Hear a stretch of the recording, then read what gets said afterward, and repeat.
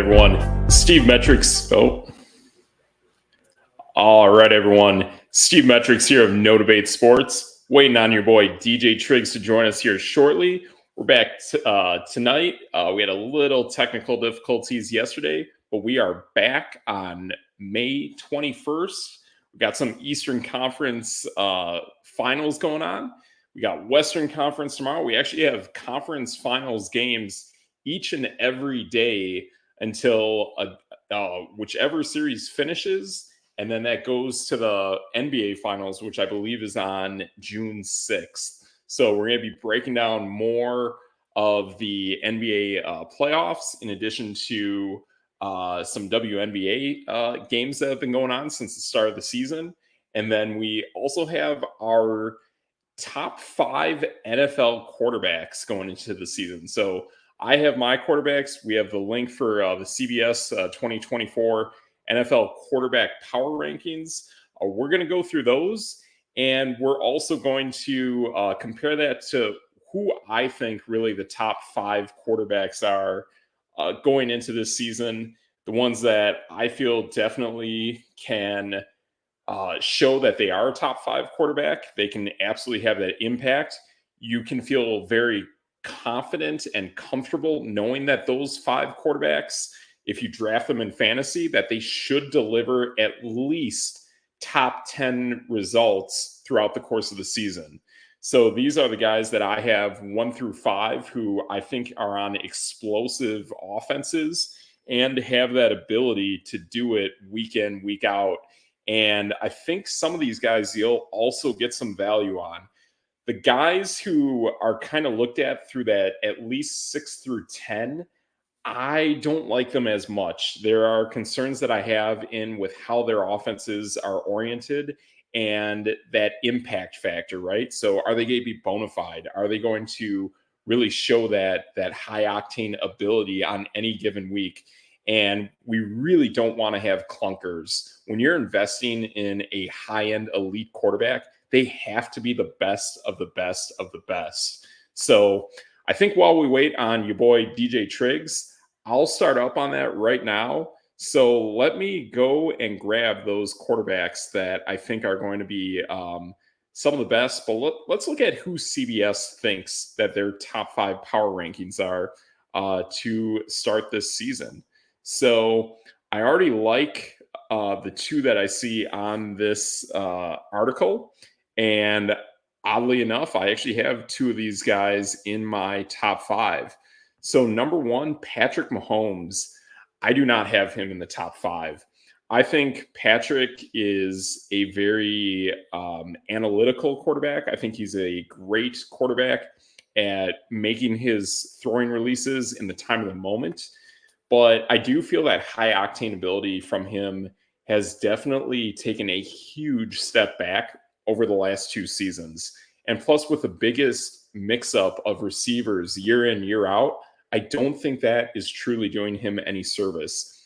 The one guy that he can really count on, who is just an awesome wide receiver, has multiple legal incidents going on in this offseason, and he could easily be incarcerated before this season starts. So I wouldn't touch Rashee Rice at all. I don't know what's going on there. The NFL has been so lackluster and weak when it comes to handing down penalties and any kind of discipline for disorderly conduct since Alvin Kamara did what he did at the Pro Bowl in Las Vegas. And ever since that incident, the NFL has basically taken a giant step back and said, we're basically not going to penalize any player for any awful actions outside the playing field. And that really isn't right. And it also is very bizarre on people like us, people who gamble on games, people who forecast into the future, and people who play fantasy football. I think all of those things really have a negative impact on the game. And not only that, I mean, it's the NFL. Like, these players should be at a higher standard. They should be better. What's going on with Zay Flowers? That's garbage too. So I really don't like seeing that. And let's have the NFL step up and be the better person so we can actually have a better league and somehow try to subside these actions by these young players getting into the league. So that's what I'm concerned with when it comes to the Chiefs. I definitely would like to see Mecole Hardman be more part of that offense as well. Seeing Marcus Valdez-Scantling go to the Bills, to me, that is a massive problem as well, because I think that guy made a really nice progression throughout his time being a Chief this season. And guy's got the measurables. He's got speed and size. That's hard to get. And yeah, he had some drop passes, but that's the one thing of those three categories that you can fix. So I don't like that mix up. So I do not have Patrick Mahomes in my top five, but I do think he is in that 6 to 10 range. The thing is with him, last year, his numbers were very comparable to both Lamar Jackson and Russell Wilson. So all three of those guys I have kind of around the, I don't know, maybe 6 through 10 spot. But if that's the case, I got to know that my guy can go the distance, or I got to know that I can get some obscene value for a guy that isn't, is going to deliver on a really good team, but isn't going to show me that I have to overpay for that kind of player. So that's kind of what I'm concerned with when it comes to players like that. So let me see what's going on here. Looks like, okay. All right. So looking all right here. But yeah, that's definitely something that I noticed with that. The next pick they actually have at number 2, I do have in my top 5. I'm actually shocked that they got this guy ranked at number 2. I honestly, I got 3 other quarterbacks ahead of him. But when I look at a guy like a Brock Purdy at number 2, I have him at number 5. I think this year is a massive year for him to take a step forward. So for that, I really like seeing Brock Purdy step up and be that that next tier of quarterback. And I feel with that offense surrounding him, with Kyle Shanahan, things stay in place and things grow. So he's adding weapons to his team. They drafted a receiver in the very first round, and they drafted a receiver in the 4th round. So they are clearly taking a position that they need to step it up at that position. And it is more than likely going into this season that they will move off of Brandon Ayuk, at least, at the most, at the trade deadline.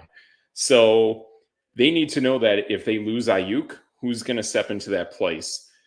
There's the 4th round draft pick has kind of measurables similar to Ayuk, so I could see that guy being that one that steps in his place. But I still feel with at least starting the season with the players that he has, that Brock Purdy will have that familiarity. And to me, Brock Purdy has the archetype of what we want to see. That guy can throw, that guy can run. He's in a great offense. I really like the tools that he has around him. And I feel that slump when he lost his weapons, I think that's what he needed to go through. That was his growing pain that had to happen. And now I feel if that happens again, which I think is highly likely, I think he will improve and step up and be able to win certain games without those weapons. I think he is going to take a massive step forward. And at least for the beginning of the season, while he has hopefully all of those weapons, I think he's going to be a massive big hit. And especially too, he has that running ability. He hasn't shown it much since graduating Iowa State and coming into the NFL.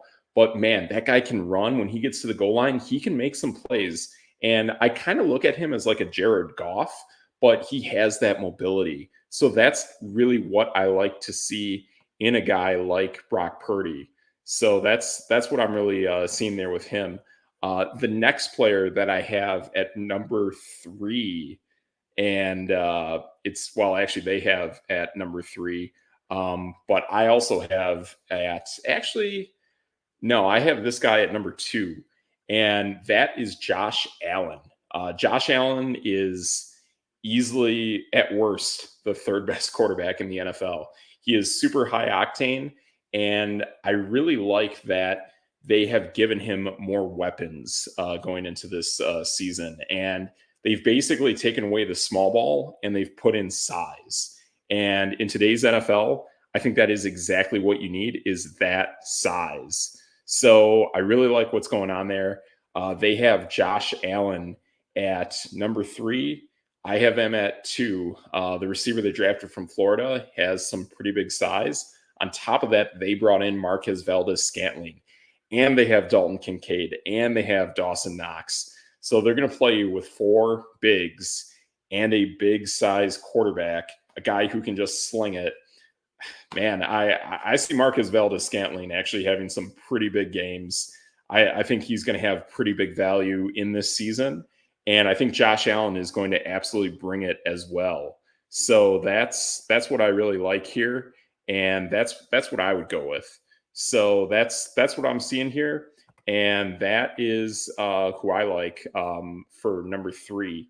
At number 4, they have, let me kind of bring this up.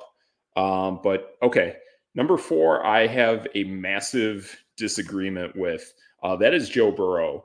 I would stay clear of Joe Burrow completely, unless you feel in your league that you can get by with his backup. That to me is a big concern of any of the young offensive minded coaches in the NFL. He is the one to me that has that Zach Taylor that isn't as good as the other ones. On just an even slate, clean slate of who has anyone, Zach Taylor to me is the one that kind of has the least ability of those offensive minds. On top of that, you have the concern of Joe Burrow's health. And I want to say last week I saw what multiple people on Pat McAfee's show, some of these guys are athletes, that actually had a wrist injury. And that does concern me with what he has, and that wrist may or may not come back to health.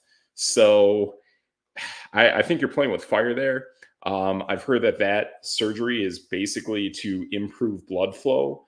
I even heard today that he's had some good days, some not so good days. So to me, that is some real concern there. He is definitely not one that I have at number 4. Number 5 for them is CJ Stroud. I absolutely have this guy in the top 5. There's 2 concerns I have with him. One to me is more on the field. One is a little bit off the field and a little bit of chemistry. The one thing that is on the field is CJ Stroud, outside of getting hurt, had basically only a positive trajectory and showed 0 signs of him declining at all in any point of the season. So I feel at this point, with an off season going by, defensive coordinators have time to dissect his game and figure out what he's bad at and bring those looks at him and make life harder on him. That's going to happen. That happens to every quarterback every season. It has to happen. And it's really going to happen to him this year. So, and not only that, there's a little bit of change of chemistry on that offense. So those things are going to play a somewhat negative impact on his game. And there's a quarterback that I have that's similar to him that I'm going to tell you is the number 1 quarterback you should grab for your fantasy league, that I think is just awesome. And he represents a lot of CJ Stroud.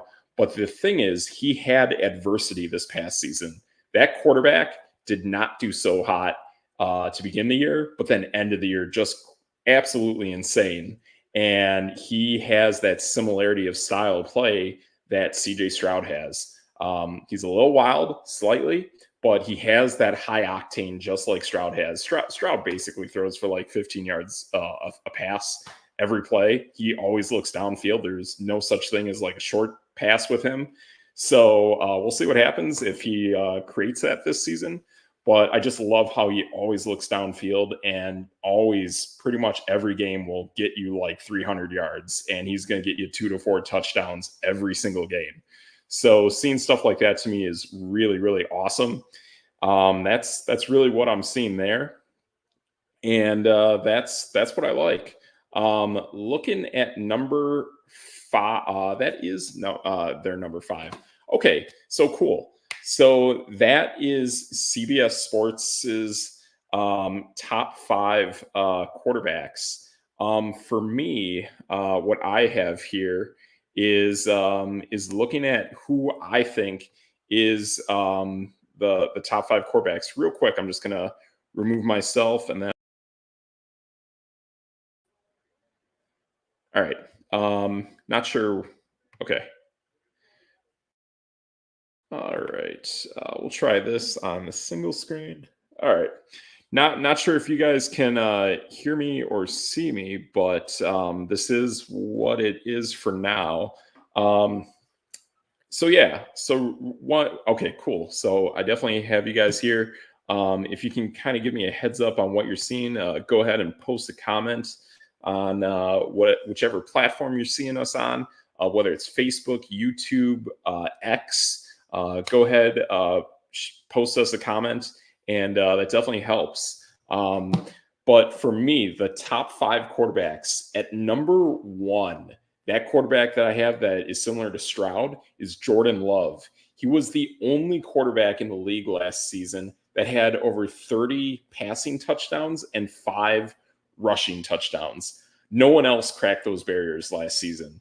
And with his trajectory, the fact that he developed 5 different wide receivers for the Green Bay Packers, I mean, you can maybe make the case that maybe guys like Dobbs and Christian Watson are kind of not really the kind of Aaron Rodgers guys to begin with.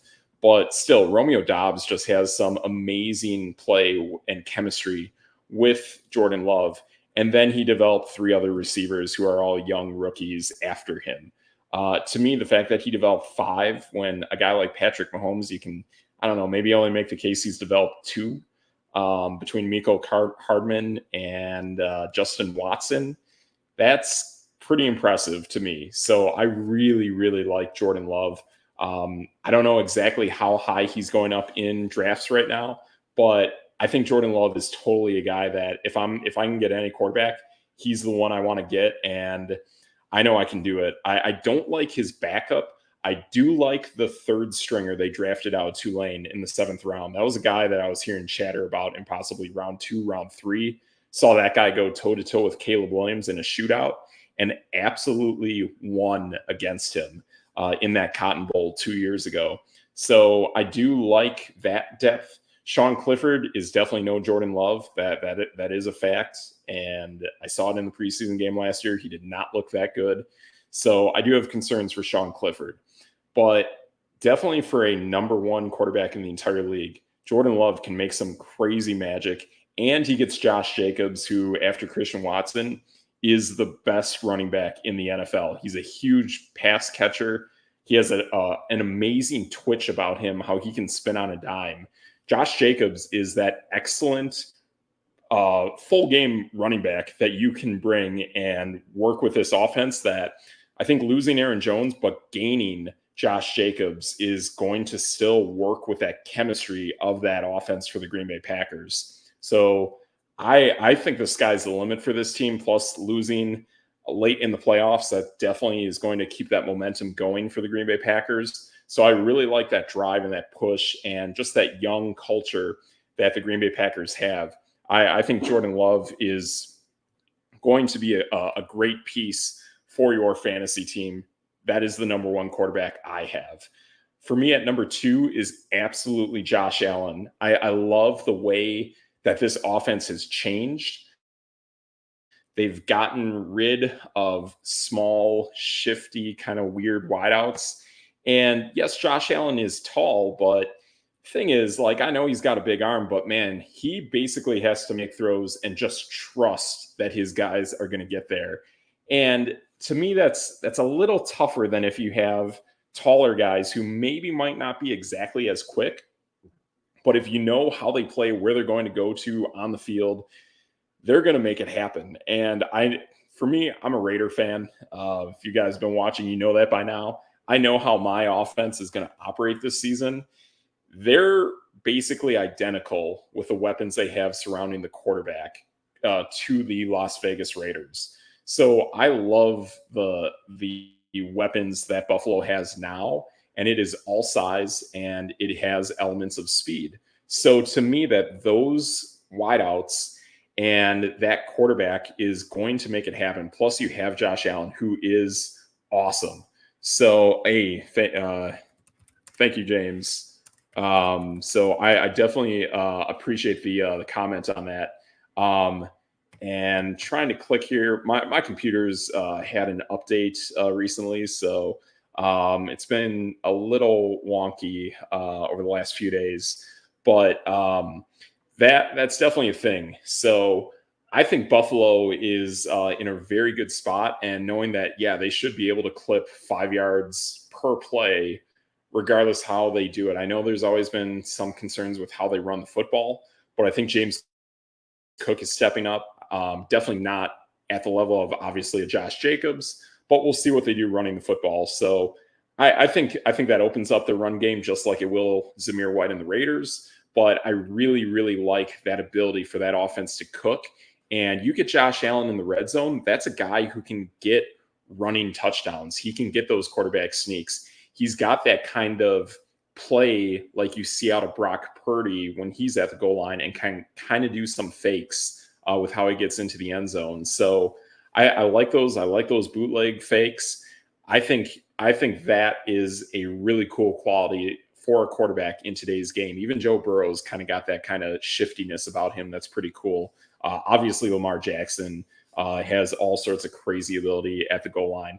I think in the red zone, honestly, even though I don't have Lamar Jackson in the top 5, I think Lamar Jackson, in my eyes, is the greatest red zone, especially gold zone, when you get in that 10-yard line and plus to get to the end zone.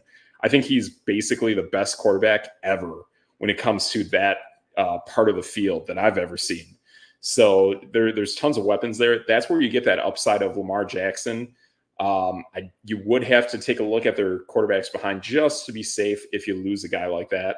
But I really like that style of play out of Josh Allen. So that's pretty cool there. At number 3, I gotta it gets a little weird, but I think I would still have CJ Stroud. I had Stroud probably at number 2 for quite a while last season. And probably into this offseason. But things change. Guys get drafted. It is what it is. And I would definitely go with CJ Stroud at 3. So I like that offense. I like that he holds on to his coordinator for another season. I think that matters. There's definitely discussion that his coordinator may take some kind of head coaching job after this season. There was a little bit of chatter of it going into this season. So there is a little bit of concern about that. My other concern is their pieces on offense change a little bit. I mean, CJ Stroud basically developed 3 wide receivers. I know one of them is a veteran in Noah Brown, but basically anyone can play wide receiver for the Houston Texans and be crazy dynamic. So that's what I really like in this Houston Texans offense. However, they have brought in Stephon Diggs and they have brought in Joe Mixon. Joe Mixon is clearly an upgrade in the running back position. And Stephon Diggs is complementary in this wide receiving group. But both of them have legit off-field concern in my eyes. Obviously, we know the off-field incident with Joe Mixon. And then to me, I have my concerns about Stephon Diggs. He, especially going to the Texans now, after being kind of in a good spot, especially being a lone wolf with the Buffalo Bills, I have concerns with Stephon Diggs. And I was already thinking last year was an overshoot for him to get drafted in the first round of many, many fantasy leagues, regardless of size. Stephon Diggs was basically a first round, possibly borderline first round player last season. And I definitely disagreed with that. I would have confidently had him in round 2, and I'd feel all right about that. But to me, he is definitely showing now that he is not a first round fantasy player. And I think it's very eye-opening and very bizarre to see a player go to a new team that is as talented as Stephon Diggs and for a team to absolutely destroy his contract beyond this season. To me, that just screams of red flags. It is a guy who has now played his career with two top 10, today's NFL, basically two top 10 quarterbacks for his entire career, and has been disgruntled with both of them. To me, that is just huge red flags. And I like CJ Stroud, but I would be very cautious about Stephon Diggs. And I feel that that is an element that could bring back this offense to a degree. And I think it's smart by Buffalo. I mean, in my eyes too, like I almost wonder if this is almost like a insidious plan by Buffalo to send a nuclear weapon to the Houston Texans in Stephon Diggs. He's toxic to the locker room. He had an amazing play in Minnesota. The Minnesota Miracle play was him. And then in that heat of the moment, think that it was all about him, not about the team. And then basically, I think that was his final game as a Minnesota Viking before he joined the Buffalo Bills. And then you had some Twitter comments and some unpleasantries and basically getting kicked out of practice with the Buffalo Bills. And that is very bizarre. And even going back to even early in his career for how he showed up on the Minnesota Vikings, he showed up on the Minnesota Vikings because coming out of Maryland, his draft stock fell because of his off-field incidents with Maryland. He has been disgruntled in college. He's had a hot temper. You can see it on the field. Stephon Diggs runs hot. And there's times where it's really cool, but more often than not, it doesn't do well in the long run. And I really wonder if that contributes to what we've seen in both Minnesota and Buffalo, where he has crazy, awesome, dynamic games, and then he vanishes for a while, and then he'll have another big game, and then he'll do squat for another stretch of games. That to me is very problematic, and I don't want to see that in like the number one receiver that is on my fantasy team. So he's a guy that I would definitely step back from, at least in round one, possibly round two. Maybe round three is more comfortable time to grab a guy like that. But I am concerned with his chemistry on the Texans.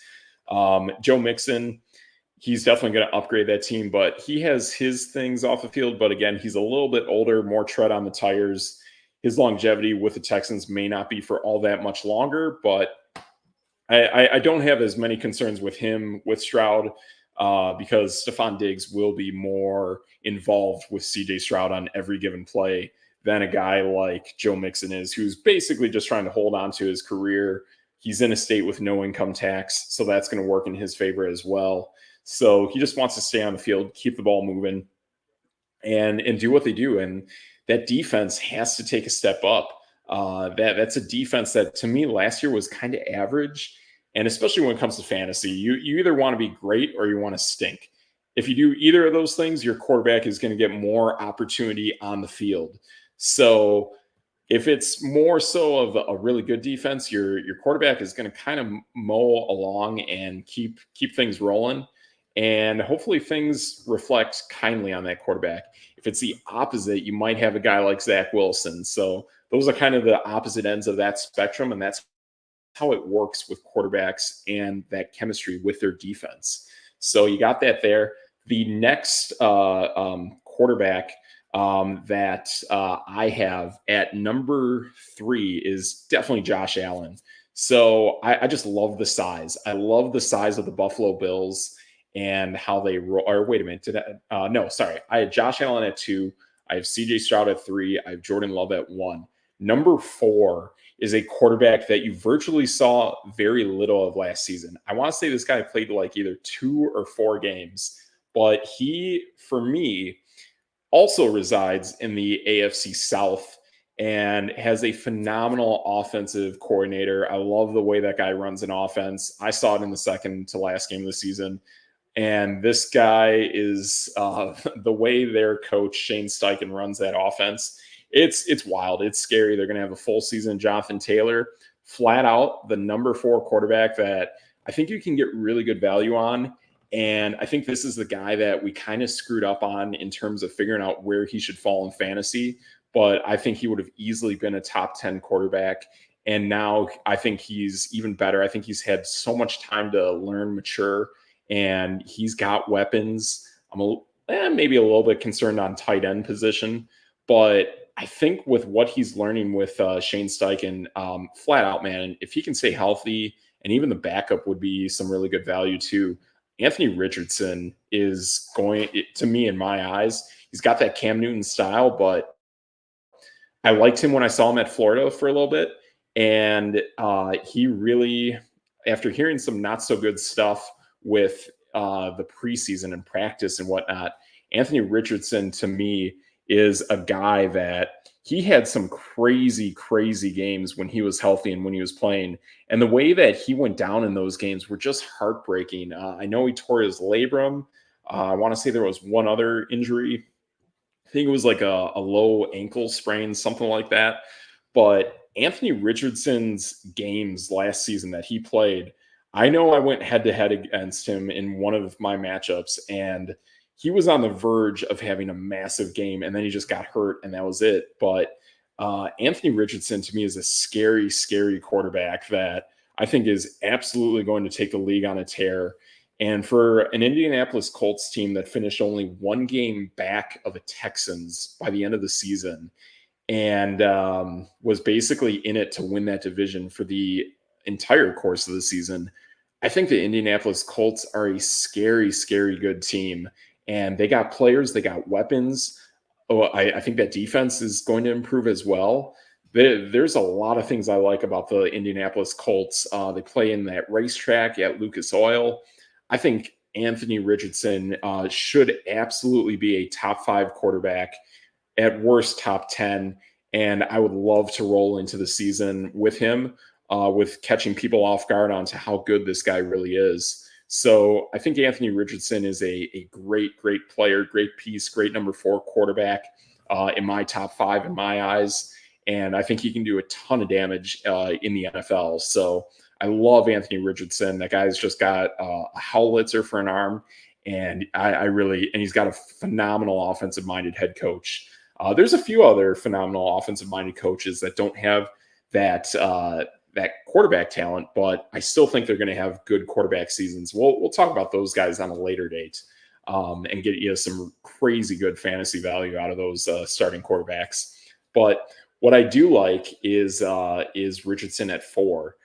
Number 5 is ironically who CBS had at number 2. And it took me a while to think about it, but maybe I think really number 5 is Brock Purdy.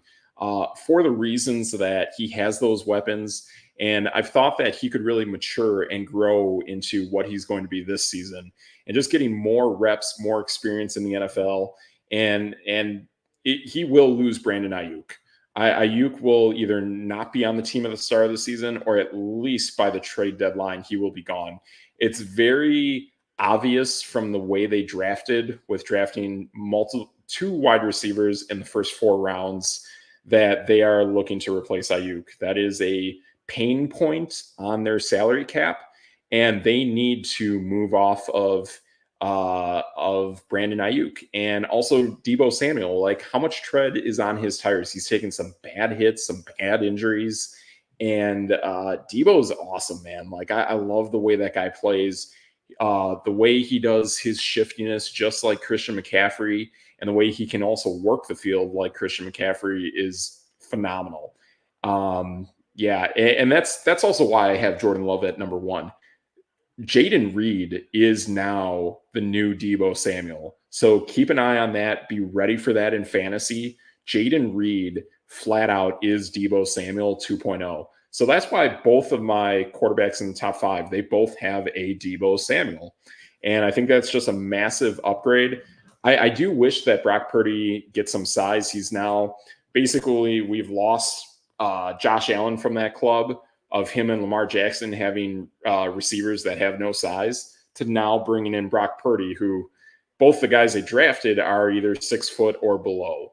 So they're about my height, obviously more talented, but just saying, I would love to see some more height on this team outside of George Kittle. So it does reflect well that Brock Purdy is finding these guys. And that is the number 1 attribute I've heard about him compared to any other NFL quarterback, to be serious, is really his vision. And He's a cool quarterback, man. Like watching him on the field, watching the speed of his progressions is stupid fast. I think he does have the fastest progressions in the NFL.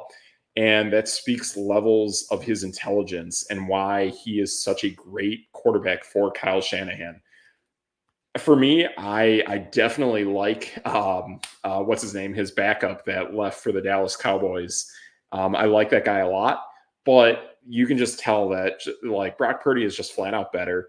They saw it in practice. It's why he got the job, and you've seen it this past year when he has all his weapons. He is easily one of the best, if not the best, quarterback in the NFL. So that is scary what Brock Purdy does or what Brock Purdy has, and he hasn't even shown his running ability that much.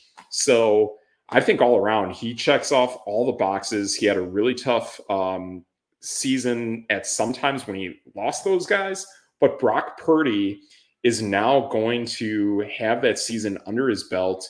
He is absolutely going to be playing with at least one, if not two, young rookie receivers. But I think he's already been playing with guys who are kind of hard to find on the field. So that is going to make his ability to work the field so much better. And it just speaks volumes that, like, you know what? You can feel confident with him as your fantasy quarterback. I wanted him and Jared Goff on my fantasy team last season.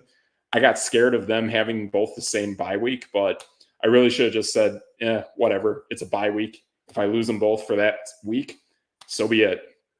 But really, you should go into the season thinking both those guys are going to be top 10 quarterbacks. So those are the guys that I have in the top 5. Jared Goff, you're close. I don't know where I'd have him exactly, whether it's 6 or 7. I think I have Lamar Jackson around that area as well. And just knowing the versatility of Lamar Jackson, knowing how that offense is adaptable now with since bringing in that OC from the Georgia Bulldogs, I do like what Baltimore does. They should be running more 12 personnel with both Isaiah Likely and blanking on the other tight end they have as Mark Andrews. I would like to see that. But knowing what they have in Zay Flowers, I'm just concerned that they really don't have good wide receivers. I hope they show something. They show us that I'm wrong about that. But that's what I really want to see out of Lamar Jackson. As I want to see him develop more young receivers, and I want to see him get better outside the pocket. That is definitely his Achilles heel. And when he gets pushed out of the pocket, man, does he just take a massive step back. And I hate seeing that. But the way he runs now is smarter, better, more efficient. So I do like that. I have heard he has lost some weight, so that's looking pretty good too. But yeah, the 6 through 10 stretch of quarterbacks to me are a little bit tough and a little bit hard to keep track of. So we'll see what happens there. We can probably make more into that as we go into this off season. But I would definitely be heads up on those 6 through 10. But I wouldn't be as eager to get them in terms of fantasy. I think your guys 1 through 5, Brock Purdy, you could make a sneaky case for the other 2 of the 3 NFC West quarterbacks that are not Geno Smith. I've never been that fan of big of a fan of Geno Smith. I would have been this season if they held on to Pete Carroll and held on to whoever the OC was, but that OC is gone. You have a new head coach. They do have 3 weapons there. They have Jackson Smith and Jigba in the slot, Tyler Lockett, DK Metcalf. They got awesome wide receivers now. Like, that is one of the best receiving corps in the NFL by far. Green Bay's got awesome wideouts, but it is definitely because of Jordan Love. Who exactly that core is, we don't know. It's just like they got 5 really good wide receivers, so that's awesome. You don't know exactly which mix of those 5 are going to be the 3 that you primarily see on the field. So I'm not exactly sure how that works, but Green Bay's got good receivers. That's for sure. Chicago has an awesome wide receiving core as well. And then these teams with 12 personnel are going to be very interesting as well. But that's what I like. Those are the 5 guys I got. I got Jordan Love at 1. At number 2, I have Josh Allen. Number 3, I have CJ Stroud. 4, I have Anthony Richardson, and 5, I have Brock Purdy. You might, if it comes in terms of health, you might want to go Brock Purdy at 4, Anthony Richardson at 5. I could totally understand and get behind. So there we go. Hey, there he is. Your boy DJ Triggs. My computer is being a little wonky here, but how you doing, DJ Triggs? Barely breathing, but I'm trying to get through. Yeah, man. Yeah, I get it, man. It's definitely tough, but yeah. So I went through the top 5 quarterbacks and compared that with what CBS had at as their top 5, and they definitely had 3 of my top 5. They had Josh Allen. They had blanking at Brock Purdy, and they also had CJ Stroud in their top 5. I have those guys as well, but I don't have Joe Burrow and and I definitely don't have Patrick Mahomes. So What? yeah, I know that's a big shock, but I think this is the year where we're going to see that that's really not as big of a shock as you would think. So in their place, I actually have number 1. You'll love this. I have your boy Jordan Love. I have Jordan Love as the number 1 NFL quarterback for this upcoming NFL season. Wow. He is the only quarterback that threw for over 30 touchdowns and ran for 5 rushing touchdowns. No other quarterback eclipsed that. Wow. And I Yeah. mean, they have him pretty low, if I'm not mistaken, don't they? I'm not exactly sure. So If you want to look they it up, have my him at computer, 10. they have him at 10. That's fair. I mean, seeing him in the top 10, I get it. He can be a little erratic for sure, but I just think there's so much high octane ability that you get out of that Green Bay offense that I think he's an excellent player and he should be the number 1 overall quarterback. Right. And I mean, not even to be a homer, but Joe Burrow, like, he didn't even play most of the season. And when he did play up, he was banged up. Yeah. And then they have, I mean, the Patrick Mahomes one, I don't know if I can't put him in the top 5, but like Dak Prescott, I don't think should be top 10. Justin Herbert shouldn't be top 10, especially since he lost every weapon that he has. Yeah, I have more And faith in Dak being a top 10 than Justin Herbert, to be honest, right, because right. of health. And And he then has basically CD Lamb, and that's it. yeah, and then on top of that, Jordan Love's at 10, but Aaron Rodgers, who didn't play all season, is at 11. So I would probably put Joe Burrow closer to Aaron Rodgers because of health. Right, You just have right. no idea. And Justin Herbert, I'd put back there too. Like, what is he with all these broken ribs and his messed up middle finger on his throwing hand? I don't know.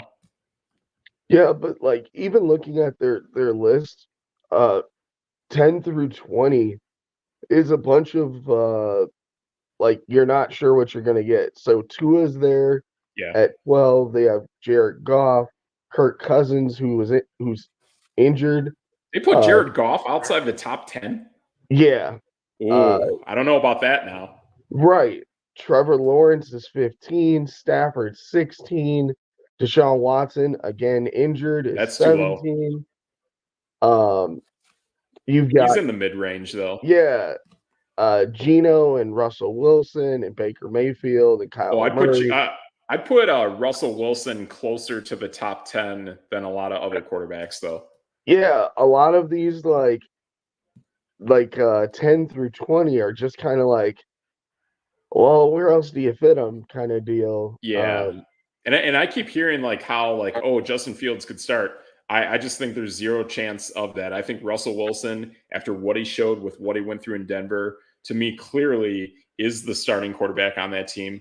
Plus, he has ownership in he has a business deal with the company that is the sponsorship of the field that the Pittsburgh Steelers play at. Right. And then like my biggest snub on this whole list, And sorry, I have a cough drop in here, so like Hey, you're there you go, probably man.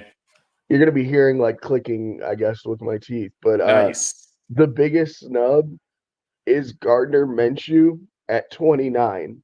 Like Whoa, the whoa. dude he was one game out of the playoffs as a backup quarterback, and he's 29 after a bunch of rookies like Jaden No, McDaniels, no, Derek Carr, JJ McCarthy, no. Anthony Richardson's in front of him. Like what? Yeah, I have Anthony Richardson at 5.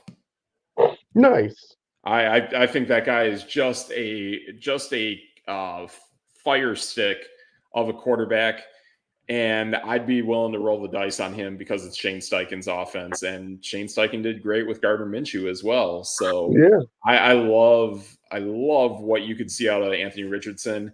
The games that I saw him play, he was scary. He was really scary for being a rookie. Now he gets an entire offseason to digest Shane Steichen's offense. Man, I think it's pretty scary. Yeah, there's just so much like nonsense I seen in this list that I was just like, what is going on? Like these people are experts that watch, film and stuff, and it's like there's no reason why all the rookies should be ahead of Gardner Minshew. No, none of the rookies should be on this list at all, except for Caleb Williams. Yeah. And Caleb Williams in that offense, I mean, I'd definitely put Caleb Williams probably right around the middle. I would probably put him around the 16 spot to begin with. Like, okay, Jacoby Brissett and the New England Patriots offense ahead of Gardner Minshew. Like, what? No, no, I like Jacoby Brissett is definitely improved. I would definitely probably have him towards the 30 spot. I'd have Yeah. him close to it. I mean, like obviously the rookies, but the thing is too, like I don't see any rookie outside of Caleb Williams, but possibly Jaden McDaniels. McDaniels could beat out Mariota, considering how the Eagles thought that Mariota would possibly get cut before the season started. I think it's very likely that Jaden can beat him out for that starting job. Right. And what if Drake May beats out Jacoby Brissett? Like, how is that guy in front of Gardner Minshew, who is basically the starter right now? Yeah, it's possible, and plus, like I think that whole atmosphere in New England is different. I think they have a more positive aura going on there, and JJ McCarthy is a good guy, man. Like or sorry, not JJ McCarthy. I don't know much about who he is on and or off the field, but Drake May is a very good guy. I've seen him interviewed multiple times, and he has those measurables, man. He's tall, he's got a big arm. Yeah, he's a little erratic, but man, I think Drake May is a really cool quarterback. It might take him a little bit, but I'd be willing to definitely stick with him for the next 2 years for sure, and see what happens. You might have to get a really good offensive minded coordinator to get up there and really kick it up, but I think Drake May is special. I mean, yeah, I really do. And like my biggest snub on this whole list, and I mean it's not like he's gonna crack the top 20 or anything, but he's definitely not last, is Daniel Jones. He is literally 32nd. I Like actually, right now, I don't think I would even have him in the top 32 because, in my eyes, he should not be the starter on that team. I think the starter should be Tommy DeVito. I mean I can lean that way. The only reason I would say Jones is just because of the money, and you're paying a guy that much, you kind of have to start him. You But don't. like You I really don't don't because, like, look at what was it last season? I saw the top five highest caps in the NFL. They all made the playoffs, and they've all made big moves off of players. And like the teams that were over the cap, that was the Tampa Bay Buccaneers, Philadelphia Eagles. They almost made it, uh, minus their terrible collapse. The Green Bay Packers made it. The LA Rams made it. Denver has no qualms moving off of Russell Wilson. And like I said, Bo Nix he's always been their guy. He's going to show it. They're going to hit on quarterback. So you don't have to do anything with any quarterback that is paid any amount of money. And this has been shown since Russell Wilson beat out Matt Flynn. Yeah, I mean, but he's got the fourth highest base salary in the NFL. Like, well, if they have another bad season, and we're going to see this on Hard Knocks, then every single one of them, they're all out of a job. The whole coaching staff gets terminated. Daniel Jones gets released. Tommy DeVito is probably gone as well. Everyone's gone. They will clean house on everyone. So they cannot just say that this guy is paid a lot of money, he'll be the starter. Brian Dable is going to start whoever he thinks will save his job. That's what it comes down to. And he doesn't care about dollars. Yeah. Definitely has to. But like, I wouldn't make him 32nd. I mean, I'm going to be honest. He's going to have a better year than Bryce Young. Like, I disagree. I disagree. He's probably going to have a better year than Jacoby Brissett.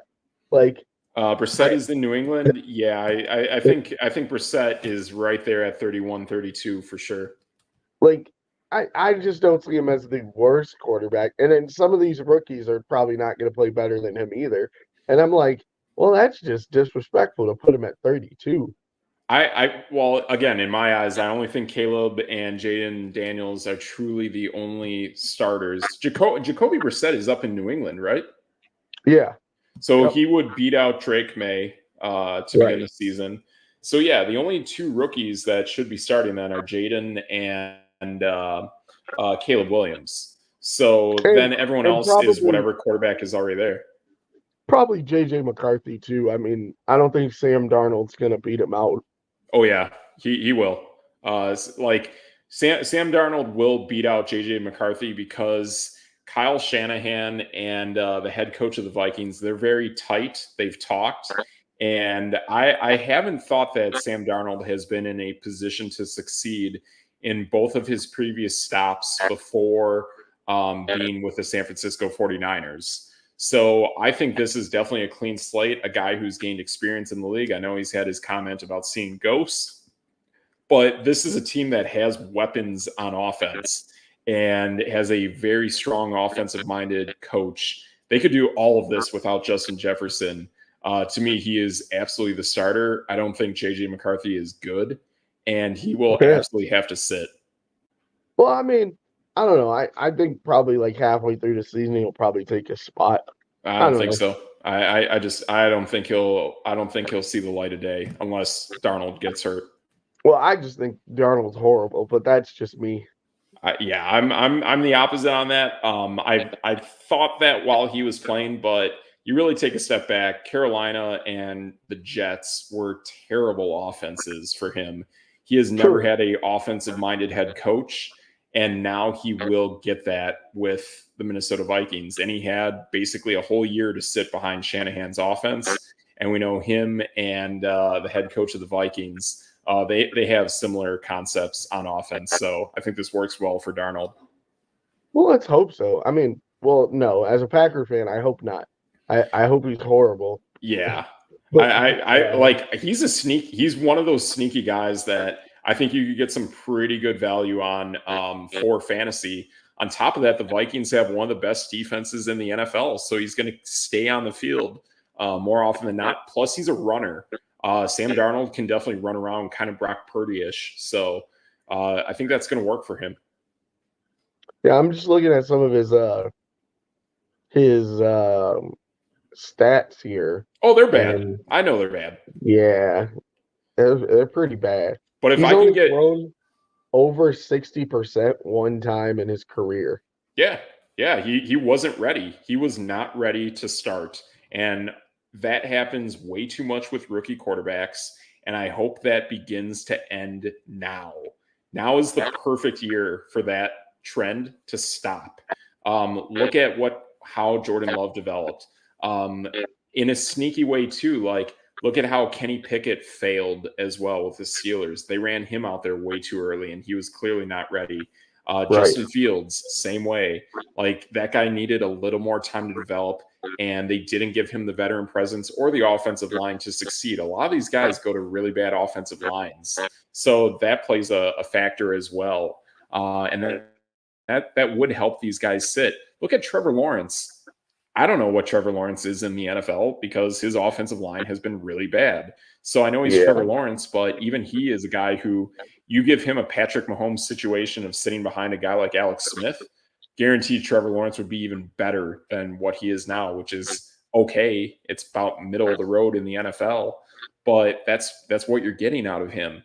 So these rookies, they have to sit. They have to sit at least 1 to 2 years. They really do. It does them a ton of good as long as the coach is offensive oriented, or at least they can hold on to that offensive coordinator for at least 3 to 4 seasons. That's the only way your quarterback is going to succeed. If you keep changing the script, then you're going to get a Justin Herbert, which I think Justin Herbert's really good, but there's too much inconsistencies of changing offensive concepts on that guy. And that definitely does have a negative effect on a young, developing quarterback. So a lot of these guys are going to have to sit in order to succeed. Yeah, I mean, I'm all for sitting quarterbacks, but it's sometimes just not how it works out, and I don't know. I'm hoping some of these guys are solid, but I don't get my hopes up. There's a reason I why think this is a bad quarterback class that got drafted at the beginning of the draft. Outside of Drake May, Daniels, and Caleb Williams, the other younger quarterbacks that went first, they should not see the light of day anytime soon. Yeah, there's a reason why, like 4 or 5 quarterbacks get drafted in the first round every year. Someone's not going to pan out. There's going to be a couple of, retirements and hit or misses here. And some of these teams are just going to be, SOL on quarterbacks. I've also heard, I heard a little bit of chatter of this, that Trevor Lawrence might be a little more Andrew Luck-ish than at least I thought. I've heard that Trevor Lawrence has more. He's not always a football first kind of guy, and that doesn't mean that's bad or anything, but it definitely means that he isn't all in. The guy who we just talked about, who was saying those, well, I heard it because he's like, "Oh, I don't need football. I can make it as a podcaster," was actually Sam Darnold. And that was shortly after he got drafted. So, but time changes things. And I don't think Sam Darnold is all in on that. And I mean, I haven't heard the guy speak in years outside of the ghost comment. So just kind of is what it is. Yeah, that's true. It is what it is. Yep. Yeah. So we've gone for about an hour. I know we got some NBA action. We got the Celtics and Pacers going on right now. Beginning of the conference finals round of the NBA. But I want to talk a little bit. I caught the game yesterday, and basically kind of everything we discussed during the WNBA draft of Caitlin Clark and the Indiana Fever has basically shown that they don't have size and they don't have chemistry. I just don't like how Indiana drafted, and it's showing. They're 0-4 for a reason. Yeah, I have a big problem with the Indiana Fever and how they put together their team. But my bigger problem is with Caitlin Clark. She is so, and I understand she has to be because she has all this star power and stuff. But I mean, I'm not a coach at the highest level, but I coach kids. But like, she gives up on so many plays that it's almost like laughable when I'm watching the game. I caught that at the end of the first half. Yeah, especially in this game where it was like that they were in the game. they were winning at one point in Yes, the yes, they fourth were. quarter. And there was a point where someone picked her clean at half court. I can't remember who the young lady was on the Sun, but she out hustled Clark, dives on the ground, gets the ball at half court, throws it ahead. Clark literally turns, looks at the ref, says something.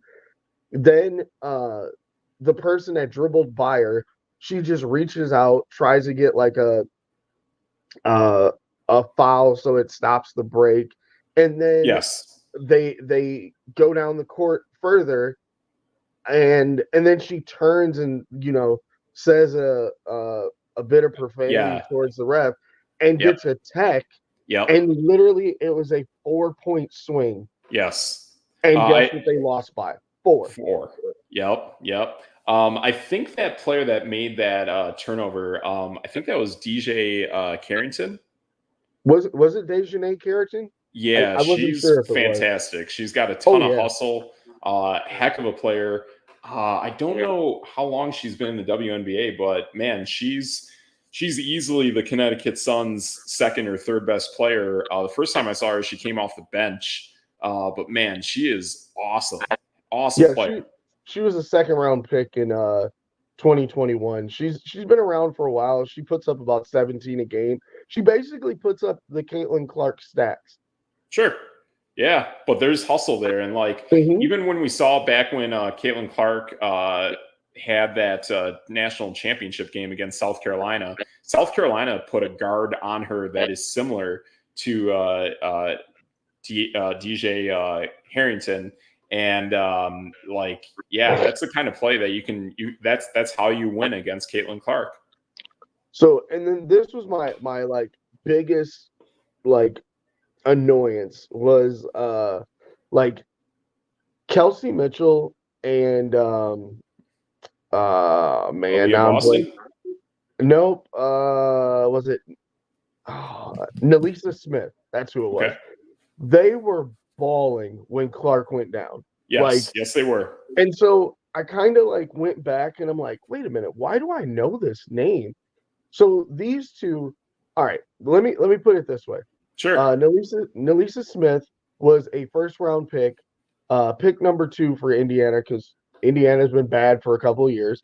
So it's at least 3 years. Yeah, she was the number 2 overall pick in 2022. Last year, she was putting up 15-9. So now you bring Caitlin Clark in, who takes some of her shots away, and now she's a 10-7 player. Yeah. And then Kelsey Mitchell, again, a first round pick in 2018, the number 2 overall pick. She was averaging 18 a game last year, and the year before that, 4 years in a row at 18 a game. She's now averaging 12. So and now, too many point guards. And like I get that, Clark's going to come in and take shots away and blah blah blah. I get it. This was the first game where Mitchell and Smith looked like their former selves. Yep. Mitchell put up 17 and 5 assists. Smith put up 13 and 6. And then you have Aaliyah Boston, who's out there, who's also a top pick, putting up 10 and 8. When Clark went down, and I don't mean to, bash Clark or anything like that, but like they looked like a better team. They did. Yep. You're right. They need size. Every single starter on their team, including Clark, was a -20, or Clark was a -18, but Nalisa Smith was a +2. Kelsey Mitchell was a -6. Everyone on their bench played more. The 3 that played more than 20 minutes, all were +10 or more. Wow. That's how they were beating Connecticut. Yeah. Beating them with the bench. Yep. It was the extras. Yeah. And that game definitely got tight. So you can see there's a different mix. And also, like, I mean, you definitely see it more from the coaching side than I do.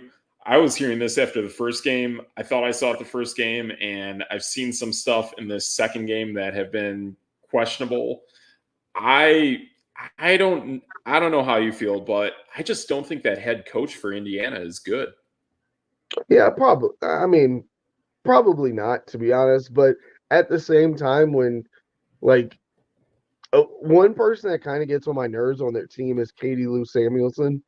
Um, and like it- she just doesn't she doesn't look like a basketball player to me, to be Oh honest. yes, yeah. I kind of know. She's a little more stocky, right? Yeah. Um, Yeah. and like she just kind of she's not very good on defense, but she's a starter and like it bugs me a little bit. Yeah, that should not be a starter in today's WNBA. Right. And so like and then watching that game and it's just like if Caitlin Clark could be the guard they need, making smart decisions with the ball.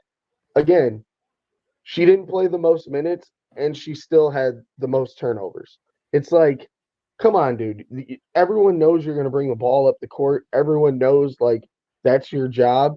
You Yes. can't have 5 turnovers, 5 personal fouls. You can't lead the team in turnovers and personal fouls, Yeah. not play defense, give Yes. up on plays, argue with the ref.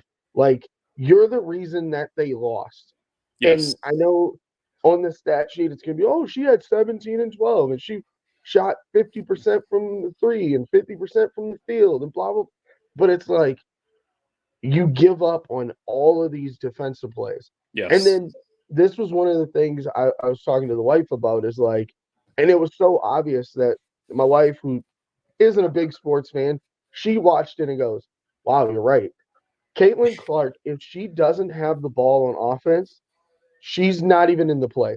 She just stands Yes. there and just kind of like waits for the ball to come back. And I it's did see that. like Yes. I just named Nelisa Smith, Kelsey Mitchell, um, Boston. The Yes. three of them are literally top picks in the draft. These Yes. are top women basketball players coming out of college, Yep. and you're gonna just like give up on these top name players? Like that's insane. Yeah, and on top of that, they even doubled down. They even drafted more guards in Yeah, addition to Caitlin Clark. This team is poorly constructed. They have no clue what they're doing.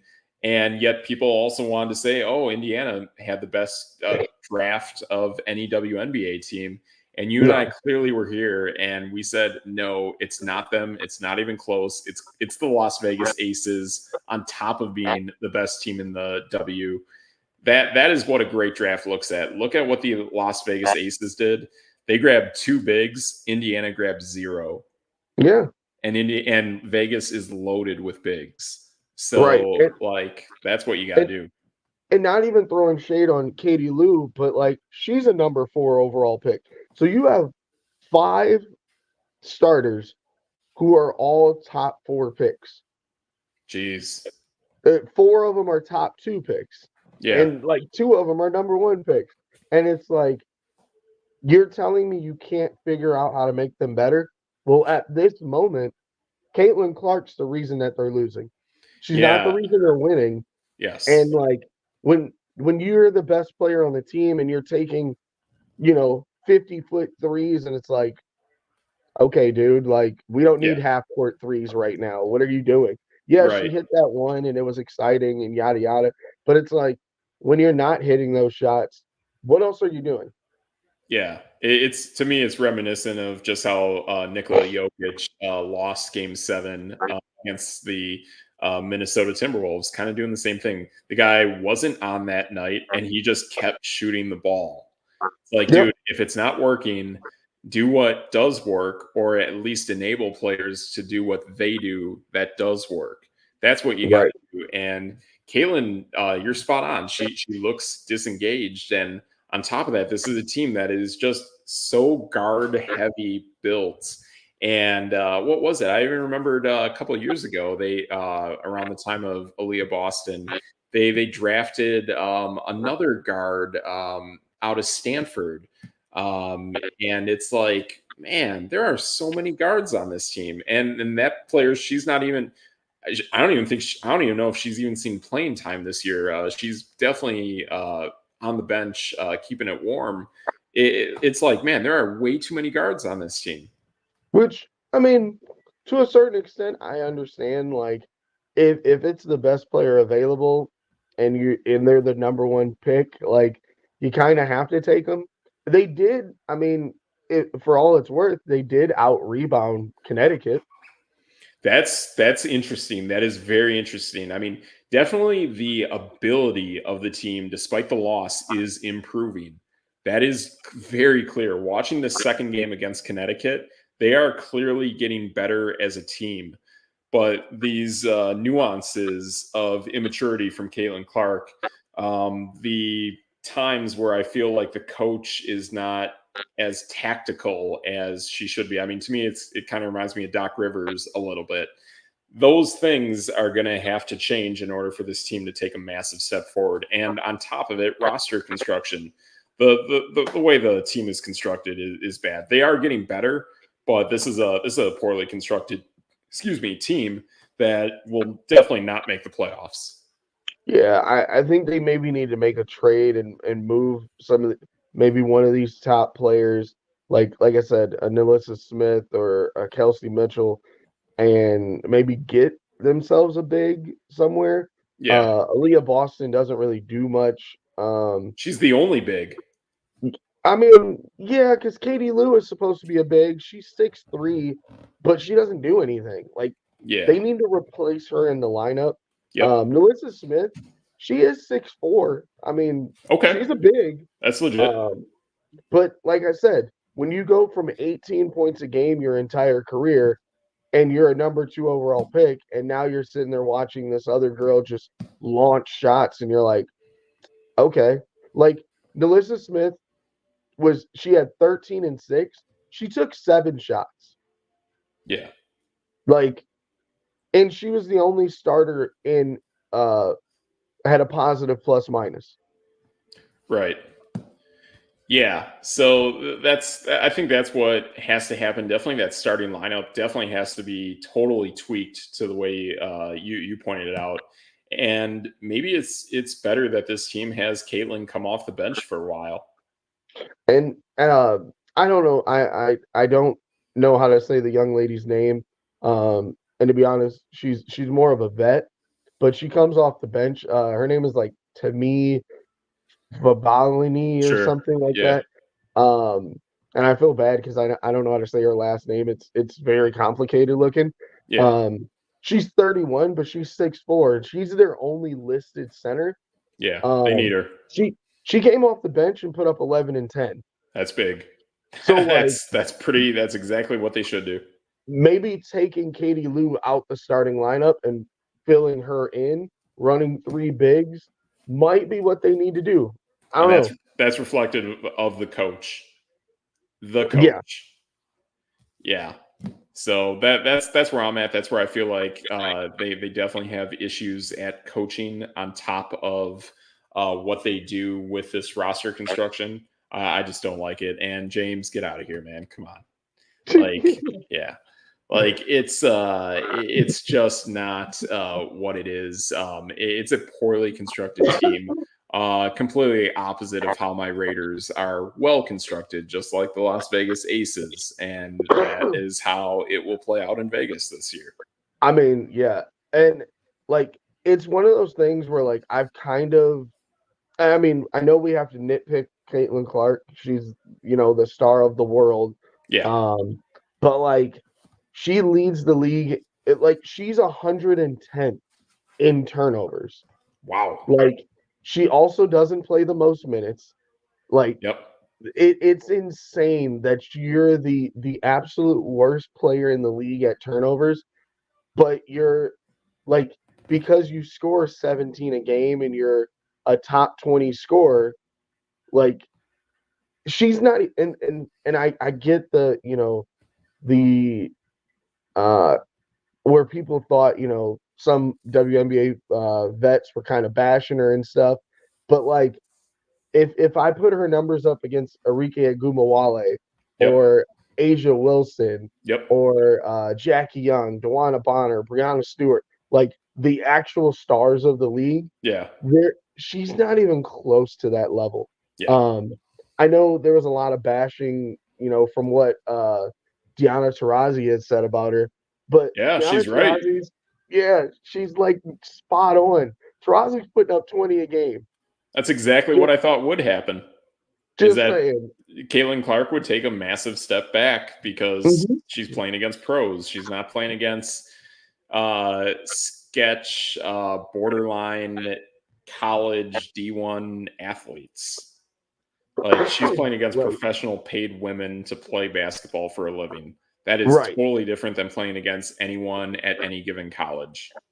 And these professionals, like, they know Caitlin Clark's coming in and everyone's watching them. They're trying to get the spotlight too, where it's like, hey, I'm going to lock her up like Dejanay Carrington. I'm going to lock up Caitlin Clark and I'm going to put up better numbers than her. Yep. What are they going to say now? Exactly.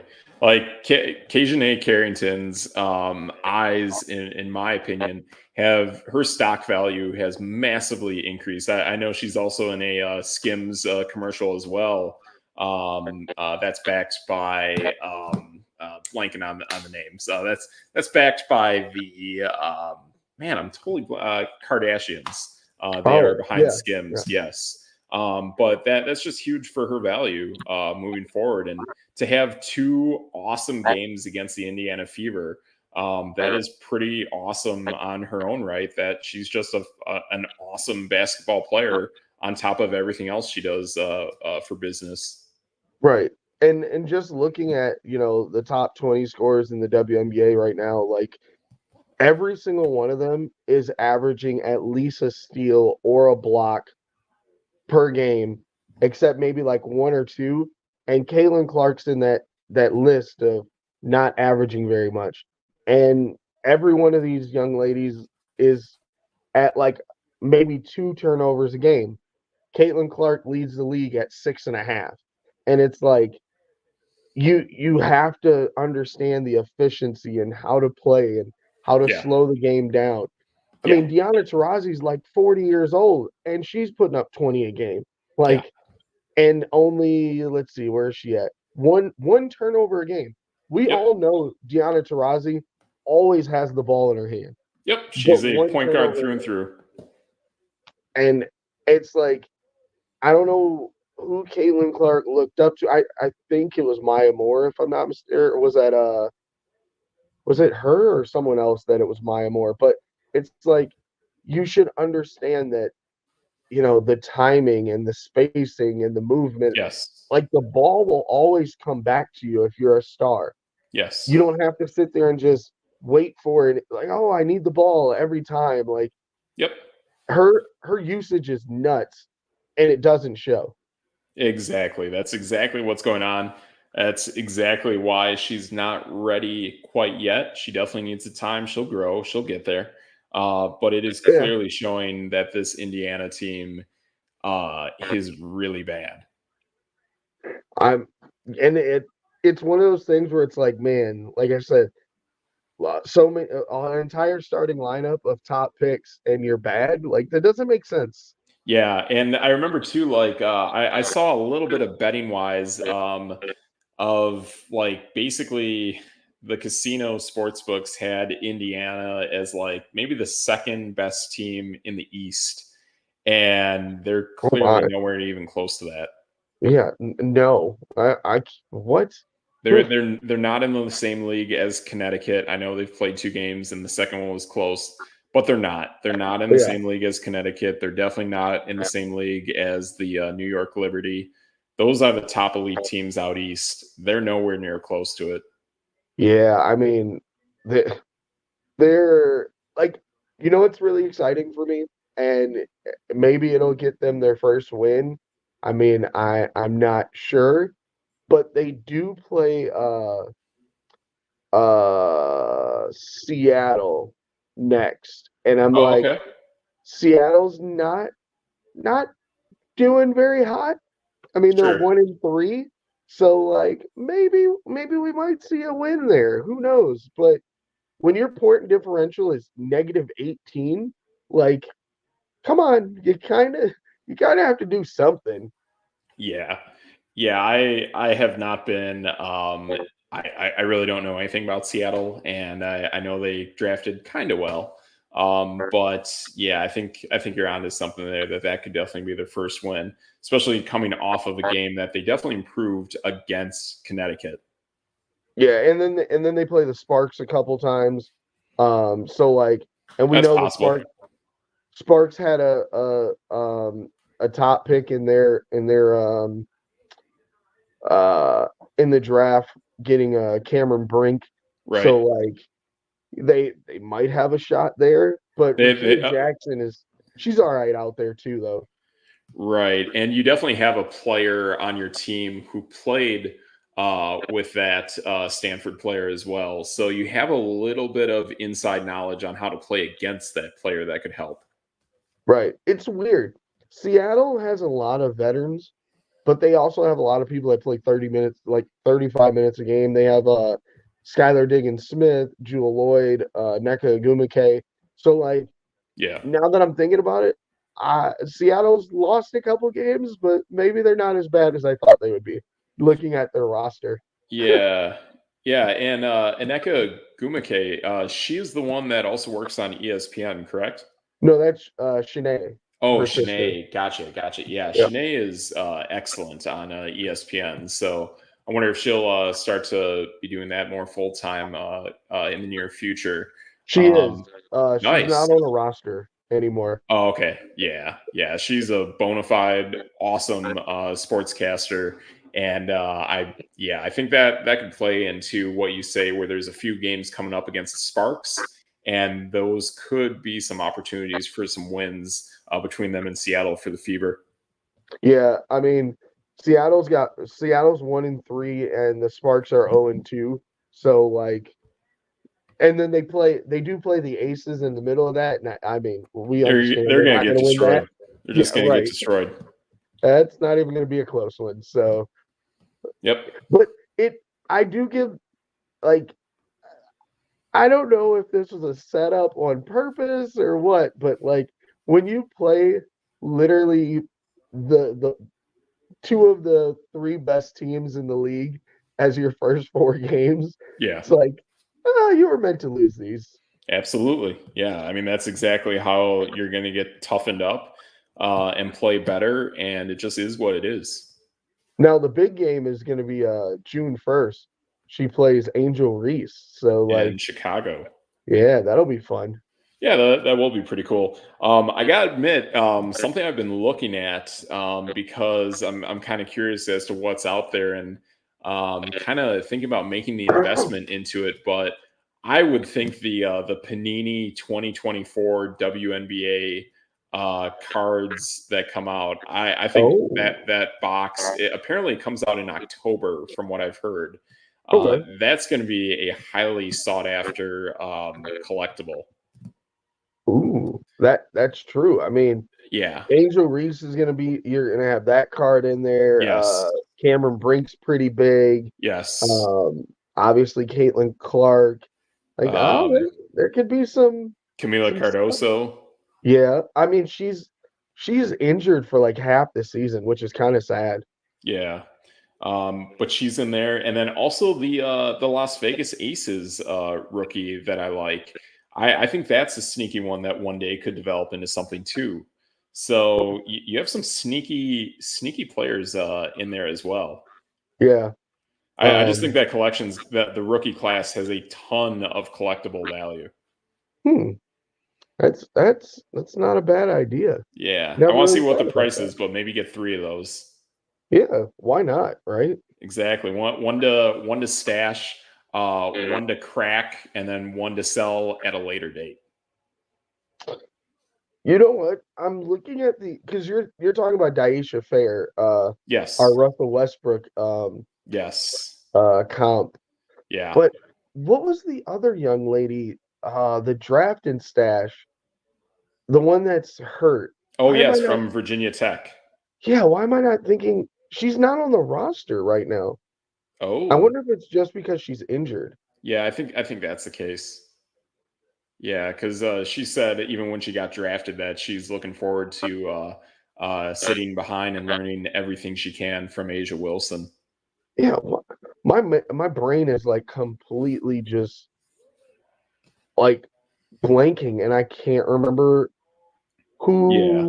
what's her name. But I think you're spot on that could be a really good talent in the future as well, worth stashing as well. So I think there's just so much value that you can get from these rookie cards and see what happens. Right, that's true. Yep. Oh man, my brain's gonna So keep like going bananas if I can't figure out who this young lady is. yeah, I've dabbled a little bit in sports cards. Like kind of when Kyrie Irving was a Brooklyn Net, sorta. I had those, and then he got weird. And I'm like, oh well, this is worthless.